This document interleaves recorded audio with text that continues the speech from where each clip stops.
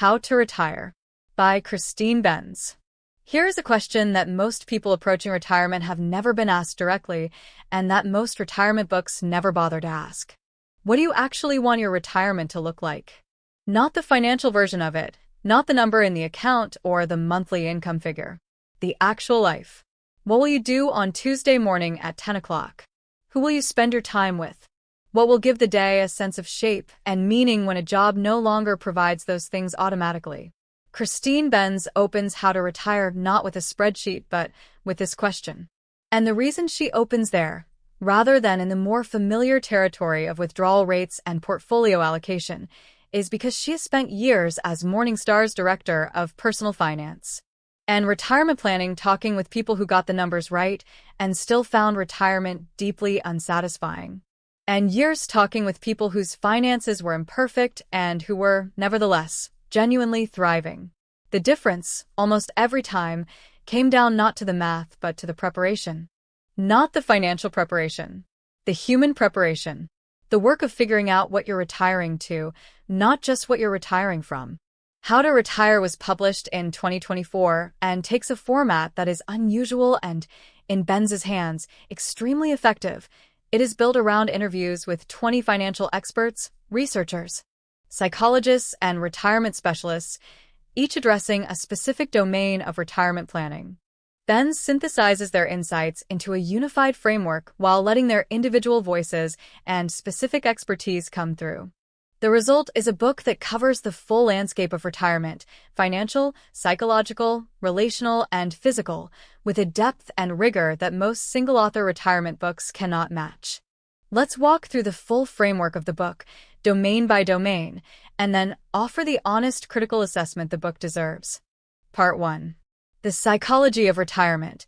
The transition nobody prepares for. One of the book's most important contributions is its sustained attention to the psychological dimension of retirement, the territory that financial planning almost entirely ignores, and that catches the majority of retirees genuinely unprepared.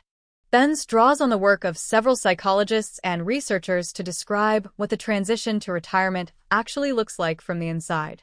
For many people, particularly those who have had meaningful, identity-defining careers, the first phase of retirement is not the golden leisure they imagined, but something much more disorienting. The structure that work provided, the daily schedule, the sense of purpose, the professional identity, the social connections, the feeling of being needed and competent, disappears almost overnight. And the freedom that sounded so appealing in the abstract turns out, in practice, to require more intentional architecture than most people have built. Research on retirement satisfaction consistently shows a pattern that Benz describes in detail: an initial honeymoon phase, typically lasting 6 to 12 months, in which the novelty of freedom and the relief from workplace stress produces genuine happiness. This is followed, for a significant percentage of retirees, by a disenchantment phase in which the novelty has worn off, the structure is absent, and the deeper questions about meaning and purpose have not been resolved. Some people move through this phase into what researchers call reorientation, a period of genuine rebuilding, in which new sources of identity, structure, and meaning are found. Others don't, and remain in a state of chronic mild dissatisfaction that the financial adequacy of their retirement does nothing to address. The practical implication is one that Benz states directly: the work of retirement preparation that matters most happens before you retire, not after. Specifically, it involves identifying, concretely and specifically, not abstractly, what will replace the functions that work currently serves. Not just "I'll travel" or "I'll spend time with family," but a genuine, detailed account of how the days will be structured. What regular activities will provide the sense of engagement and competence that work currently provides, and where the social connection will come from when the office is gone. She introduces the concept of what researchers call a retirement portfolio, not the financial one, but the portfolio of activities, relationships, and engagements that will make up the content of retired life. Just as a financial portfolio needs diversification to be resilient, a retirement activity portfolio needs enough variety and depth that when one element is temporarily unavailable, travel disrupted, a hobby interrupted by injury, the whole structure doesn't collapse. The person whose retirement plan consists entirely of golf is not better off than the person whose financial portfolio consists entirely of one stock. Part 2. Withdrawal strategies. How much can you actually spend? The financial heart of the book is the section on withdrawal strategies, the question of how to turn accumulated assets into sustainable income, without either running out of money before you run out of life or dying with a pile of unspent wealth that you were too anxious to enjoy. Benz gives serious, nuanced treatment to the 4% rule, the guideline. Originally derived from the research of financial planner William Bengen in 1994 and subsequently developed by the Trinity study, that suggests a retiree can safely withdraw 4% of their initial portfolio value in the first year of retirement, adjusted annually for inflation, with a high probability of the portfolio lasting 30 years. She is both respectful of the rule's usefulness as a starting point and clear about its limitations. The 4% rule was developed using historical U.S. market data during a specific period of relatively high equity returns and relatively high bond yields. The current environment, with lower expected returns across most asset classes and longer life expectancies than those Bengen's original research assumed, has led many researchers, including Wade Pfau, whom Benz interviews at length, to argue that a more conservative initial withdrawal rate of 3 to 3.5% is more appropriate for today's retirees. This is not a small difference.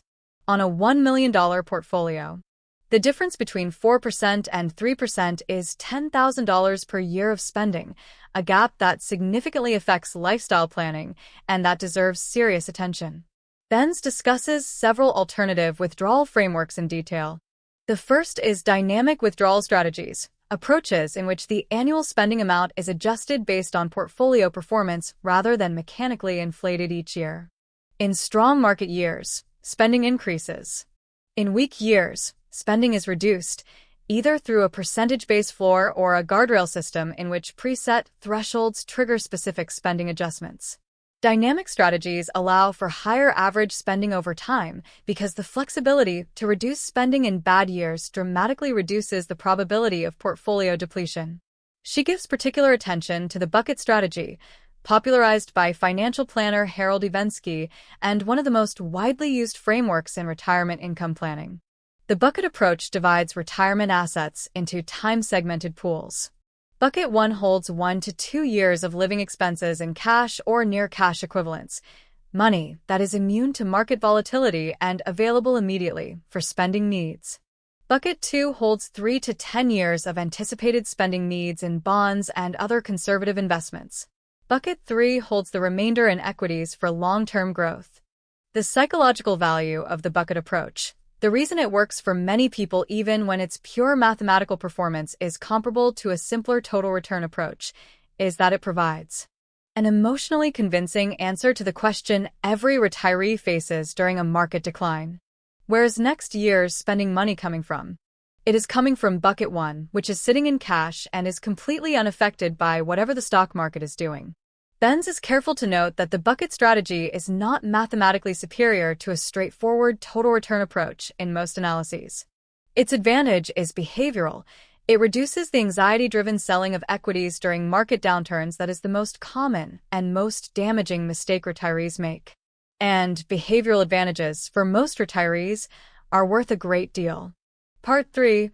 Asset allocation in retirement. The glide path question, one of the most consequential and most contested questions in retirement finance, is the asset allocation question. How much should a retiree hold in equities versus bonds and other conservative assets, and how should that allocation shift over the course of a potentially 30-year retirement? The conventional wisdom, summarized in the old rule of thumb that your stock allocation should equal 100 minus your age, has been thoroughly challenged by modern research. A 65-year-old with a 30-year retirement horizon is not, financially, in the same position as a 65-year-old who expects to live another 10 years. The person with a long horizon needs growth to prevent inflation from eroding their purchasing power over decades, and a 40 or 50% equity allocation, the kind that the 100-age rule would produce, may be too conservative to achieve that growth. Benz interviews researchers including Michael Kitzes, who has produced influential work on what he calls the rising equity glide path, a counterintuitive approach in which retirees actually increase their equity allocation during the early years of retirement rather than reducing it. The logic is based on the phenomenon of sequence of returns risk. The specific pattern of investment returns in the first decade of retirement has a disproportionate impact on lifetime outcomes. A severe market decline in years 1 through 5 of retirement, while the portfolio is large and withdrawals are being taken from it, can permanently impair the portfolio in ways that cannot be recovered even if subsequent returns are excellent. By holding a lower equity allocation in the early years, when sequence of returns risk is highest, and increasing equity exposure as the portfolio ages and the risk window narrows, the rising glide path aims to reduce this specific vulnerability. Benz also addresses the question of how to think about guaranteed income sources, primarily Social Security and any pension income, in the context of portfolio allocation. The key insight, developed by researchers including David Blanchett, whom Benz interviews, is that guaranteed income functions as a bond equivalent in a retirement portfolio. A retiree with a pension that covers their basic expenses has, effectively, a very large allocation to the bond-like security of that income stream, which means their investable portfolio can afford to hold a higher equity allocation than their age alone would suggest. Part 4. Social Security. The most important retirement decision most people get wrong. Benz devotes significant attention to Social Security claiming strategy, and she is unambiguous about both its importance and the direction of the evidence. For the majority of retirees, when to claim Social Security is the single most consequential financial decision they will make in retirement, with lifetime value differences that can exceed $100,000 between an optimal claiming strategy and a suboptimal one. The core question is straightforward. Benefits can be claimed as early as age 62 at a permanently reduced level. At full retirement age, currently 66 to 67 depending on birth year, at the full benefit, or as late as age 70. At a permanently enhanced level that is approximately 76% higher than the age 62 benefit. Every year of delay between 62 and 70 increases the eventual monthly benefit by approximately 6 to 8%, a guaranteed, inflation-adjusted, lifelong return that is extraordinarily difficult to replicate in any other investment vehicle. The research, which Benz presents clearly and accessibly, is compelling for the majority of retirees in reasonable health. Delaying Social Security to at least full retirement age and ideally to 70 produces better lifetime financial outcomes than early claiming, often substantially better. The break-even age, the point at which the cumulative value of delayed benefits overtakes the cumulative value of early benefits, is typically in the late 70s for most people. Given that the average 62-year-old American can expect to live into their mid-80s, and that the catastrophic risk in retirement is not dying early, but living longer than your money, the longevity insurance value of a larger Social Security benefit is enormous. She also covers the specific claiming strategies for married couples, which are considerably more complex and consequential than single-person strategies. The higher earner's benefit becomes the survivor benefit, the benefit the surviving spouse will collect for the rest of their life after the first spouse dies. Maximizing the higher earner's benefit by delaying to 70, even if it requires drawing down portfolio assets in the early retirement years to fund living expenses, often produces the best combined lifetime outcome for the couple, particularly when there is a significant difference in the two spouses' health and longevity expectations. Part 5. Healthcare. The retirement expense nobody budgets for adequately healthcare costs are, by consistent research findings, the most systematically underestimated expense in retirement planning. Fidelity's annual estimate of healthcare costs for a 65-year-old couple retiring today consistently runs above $300,000 in expected lifetime out-of-pocket costs, a number that shocks most people and that most retirement plans have not explicitly addressed. Benz covers the healthcare landscape with unusual thoroughness. She addresses Medicare in its full complexity, Parts A and B, Original Medicare, Part C, Medicare Advantage, the privatized alternative, and Part D, prescription drug coverage, along with the Medigap supplemental insurance market. She is clear about the trade-offs. Medicare Advantage plans typically have lower premiums but narrower networks and more prior authorization requirements. Original Medicare with a Medigap supplement has higher premiums but broader access and lower out-of-pocket unpredictability. The right choice depends heavily on individual health status, geographic location, and risk tolerance. She gives particular attention to the gap years between early retirement and Medicare eligibility at 65, a period that can represent the single most expensive healthcare window of retirement. For people who retire before 65 and need to purchase coverage on the individual market, the costs during this window, which can run $1,500 to $2,000 per month or more for a couple, represent a genuine financial planning challenge that has caused many people to delay retirement specifically to maintain employer-sponsored coverage. Long-term care, the cost of assistance with daily activities due to physical or cognitive decline, is addressed with the seriousness it deserves and rarely receives. The statistical reality: approximately 70% of Americans who reach 65 will need some form of long-term care. The average duration of care need is 3 years. But the distribution has a long tail. A significant minority will need 5 or more years of care, at costs that can easily exceed $10,000 per month for facility care in major markets. The potential to devastate a retirement portfolio and to impoverish the healthier spouse of a couple when one partner requires extended care is one of the most serious and most underplanned financial risks in retirement. Benz covers the long-term care insurance landscape honestly, including the significant challenges the traditional standalone LTC insurance market has faced. With multiple major insurers exiting and premiums on existing policies increasing dramatically, she discusses the hybrid life/LTC and annuity/LTC products that have largely replaced standalone policies in the current market, as well as the self-insurance strategy, deliberately maintaining a higher balance of liquid assets specifically earmarked for potential care costs that makes sense for people with sufficient assets. Part 6. The Spending Smile and Retirement Income Planning. One of the most practically useful concepts in the book is what Benz calls the spending smile, a pattern in retirement spending identified by researcher David Blanchett that has significant implications for how much you need to save and how you should structure your income.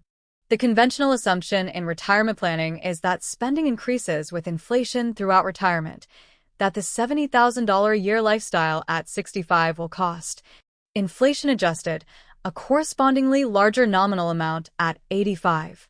The Spending Smile research suggests the reality is more nuanced. Spending tends to be highest in the active early retirement years, the go-go years as they are sometimes called, when retirees are traveling, pursuing hobbies, and doing the things they always planned to do. It then gradually declines in real terms through the middle retirement years, the slowdown years, as activity levels naturally decrease. It may then spike again in the final phase due to healthcare and long-term care costs, the no-go years in which the body's needs replace discretionary spending as the primary budget driver.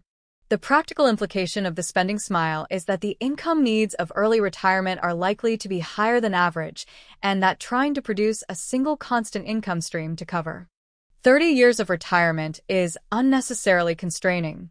A retirement income plan that is calibrated to the spending smile, front-loading income and flexibility in the early years while building protection against healthcare costs in the later years is likely to be both more appropriate to actual needs and more psychologically satisfying than a one-size-fits-all constant income approach. She also addresses the transition from accumulation to decumulation, the psychological and mechanical shift from building the portfolio to drawing it down. This transition is, for many retirees, genuinely difficult. The habits and emotional orientations of decades of saving, the instinct to preserve capital, the discomfort with watching the account balance decline, the anxiety that spending today means less security tomorrow, do not simply turn off at retirement. Many retirees chronically underspend relative to what their portfolios can safely support, living more austerely than they need to out of fear that has no longer been updated to the reality of their financial situation. Part 7. Taxes. The most overlooked dimension of retirement income. Benz devotes significant attention to tax strategy in retirement, an area that many retirees and even many financial advisors treat as an afterthought, but that can add meaningfully to lifetime wealth and spending power when managed proactively. The core insight is that retirement creates, for many people, a multi-year window of unusually low taxable income between the end of employment and the beginning of Social Security and required minimum distributions. This window, which might last from age 60 to age 72, is an extraordinary opportunity for Roth conversions. Moving money from pre-tax traditional IRA or 401k accounts into Roth accounts by paying income tax at current rates. The value of this strategy depends on whether current tax rates are lower than the rates that would apply when RMDs begin at 73 and force taxable distributions regardless of spending need. She covers the mechanics of Roth conversions in practical detail, including how to calculate the optimal conversion amount each year to fill up specific tax brackets without crossing into higher ones, and how to coordinate conversions with other taxable income sources, including part-time work, investment income, and Social Security. She also addresses the Medicare premium surcharge, the income-related monthly adjustment amount, or IRMAA, that applies to higher-income Medicare beneficiaries and that can be inadvertently triggered by aggressive Roth conversion in a given year. Asset location, the strategic placement of different types of investments in different account types to minimize total tax burden, is another area Benz covers with useful specificity. The general principle, investments that generate ordinary income, bonds, REITs, actively managed funds with high turnover, belong in tax-deferred or tax-exempt accounts. Investments that generate qualified dividends and long-term capital gains, broadly diversified equity index funds, are most efficient in taxable accounts where they benefit from preferential tax rates. Total return investing in a tax-efficient manner, coordinated across all account types, can meaningfully extend the life of a retirement portfolio. The Critique, where How to Retire has limits and earns honest assessment. This is a genuinely excellent retirement planning book, among the best available, and the critique here is correspondingly more narrow than for the self-help titles reviewed elsewhere in this series. But there are real limitations worth naming. First, the book is written for an audience with meaningful financial assets and the complexity that comes with them. The guidance on Roth conversion optimization, Medicare premium management, and multi-bucket portfolio strategies assumes a reader who has accumulated retirement savings sufficient to make these strategies relevant. For the substantial portion of Americans approaching retirement with Social Security as their primary or only significant income source, and with limited investable assets, much of the book's financial guidance is not applicable. Benz is aware of this. She is not pretending to write for people who aren't there. But the gap is worth naming for readers who are just beginning their financial journey and who may find this book somewhat ahead of where they currently stand.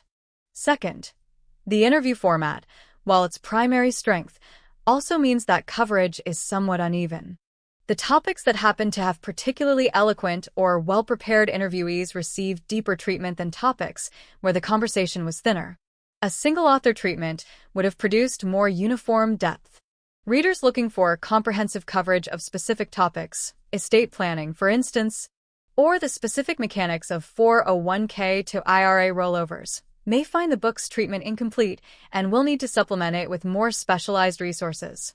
Third, the book's treatment of the psychological and relational dimensions of retirement, while genuinely valuable and unusual in this genre, is shallower than the financial sections. The chapters on retirement identity, purpose, and the social dimensions of the transition could usefully have been twice as long. Given that research consistently identifies these non-financial factors as more important to retirement satisfaction than the financial ones, once basic financial security has been established, the relative brevity is a genuine limitation. Fourth, the specific numbers, withdrawal rates, healthcare cost estimates, Social Security benefit calculations, will change as the financial environment changes, as tax law evolves, and as the policy landscape shifts. A book published in 2024 will contain specific figures that may need updating within a few years. Readers should treat the frameworks and principles as durable and verify current specific numbers with updated sources. Final thoughts. Christine Benz has spent her career at the intersection of financial expertise and genuine human concern for the people who have to live with the consequences of their financial Decisions. What makes How to Retire distinctive is precisely this combination, the rigor of the financial analysis held alongside a persistent, serious attention to the question of what a good retirement life actually consists of. The book's deepest message is not about withdrawal rates or tax optimization. It is about preparation, the kind of preparation that most people don't do, and that no amount of financial adequacy can substitute for. Know what you're retiring to. Build the structure before you need it. Maintain the relationships. Find the work, paid or unpaid, structured or informal, that keeps you engaged with the world after the career no longer provides that engagement automatically. The money matters. It matters a great deal. But it is the floor, not the ceiling. And the people who retire well, who are genuinely thriving, not just financially solvent, are the people who understood that before they got there.